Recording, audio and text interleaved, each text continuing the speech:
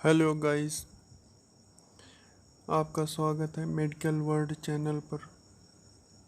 और आज का टॉपिक शिशु परिचर्या पार्ट 2 है।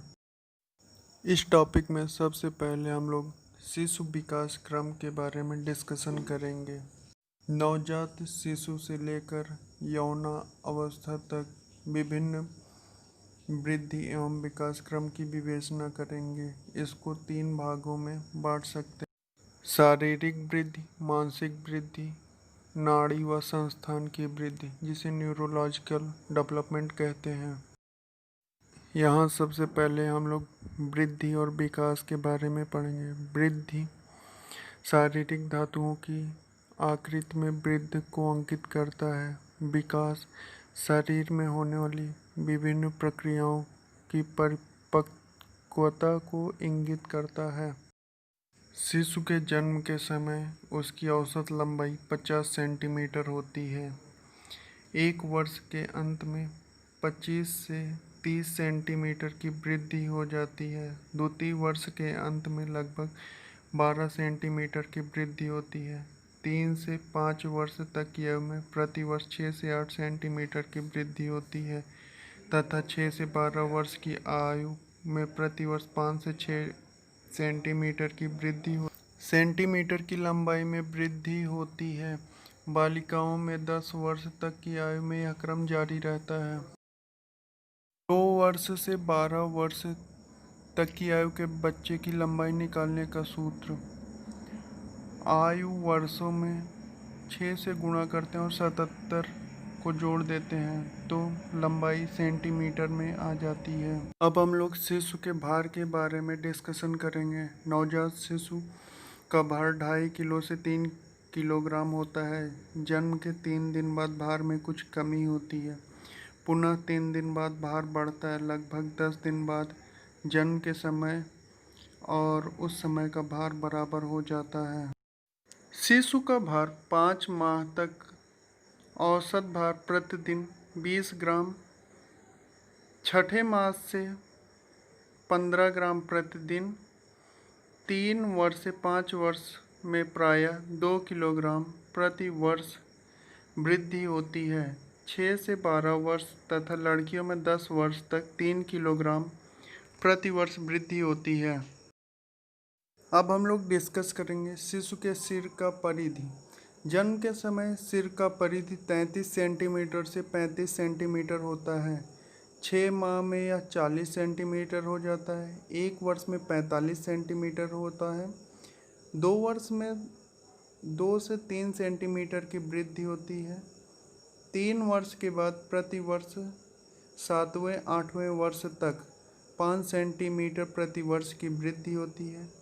इस समय सिर की परिधि 50 सेंटीमीटर हो जाती है।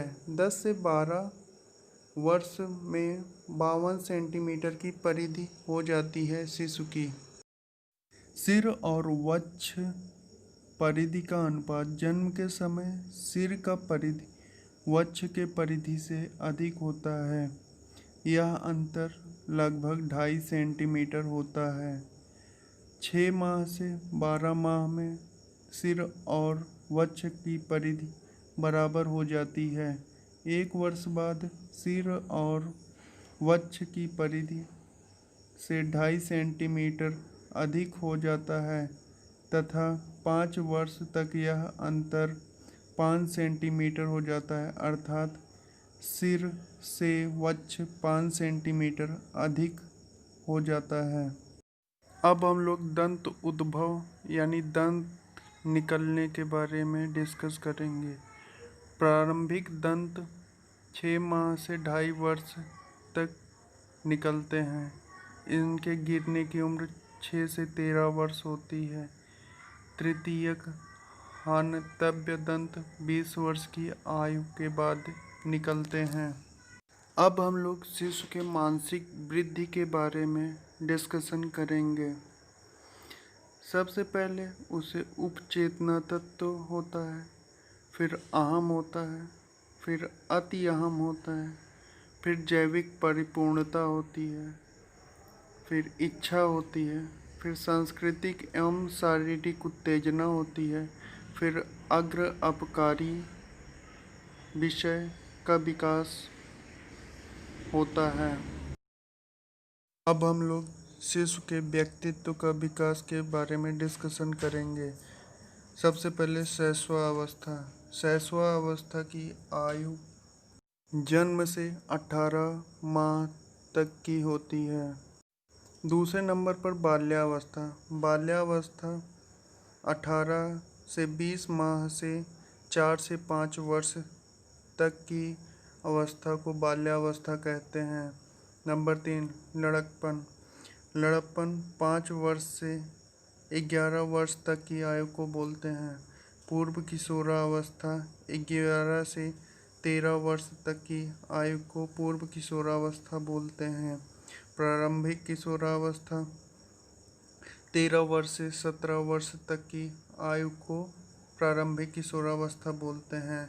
उत्तर किशोरावस्था 17 वर्ष से 19 वर्ष तक की आयु को उत्तर किशोरावस्था बोलते हैं। अब हम लोग शिशुओं के रिफ्लेक्शन के बारे में डिस्कशन करेंगे। सबसे पहले मोरो रिफ्लेक्शन। मोरो रिफ्लेक्शन जब हम बच्चे पर थपकी देते हैं तो बच्चा पहला हाथ को फैलाता है, फिर सिकोड़ता है। इसी को मोरो रिफ्लेक्शन कहते हैं। मोरो रिफ्लेक्शन 3 माह तक होता है। अब हम लोग स्ट्रिपिंग रिफ्लेक्शन के बारे में डिस्कशन करेंगे। स्ट्रिपिंग रिफ्लेक्शन जब बच्चे को ज़मीन पर खड़ा किया जाता है तो आगे की तरफ झुककर बढ़ने की कोशिश करता है, इसे स्ट्रिपिंग रिफ्लेक्शन बोलते हैं। यह 6 सप्ताह तक होता है। अब हम लोग ग्रैप्स रिफ्लेक्शन के बारे में डिस्कशन करेंगे। ग्रैप्स रिफ्लेक्शन वह रिफ्लेक्शन होता है जब बच्चे को हाथ पर या पाँव में अंगुली देते हैं तो वह पकड़ने की कोशिश करता है, इसे ग्रैप्स रिफ्लेक्शन कहते हैं। यदि बच्चे को हाथ में अंगुली को पकड़ाया जाए तो उसे प्लामर रिफ्लेक्शन बोलते हैं। यदि पाँव में अंगुली को दिया जाए तो उसे प्लांटर रिफ्लेक्शन बोलते हैं। सबसे लास्ट में हम लोग सकिंग रिफ्लेक्शन के बारे में डिस्कशन करेंगे। सकिंग रिफ्लेक्शन वह रिफ्लेक्शन होता है बच्चे को मुंह में जब उंगली दी जाती है तो वह चूसने लगता है, उसे सकिंग रिफ्लेक्शन बोलते हैं।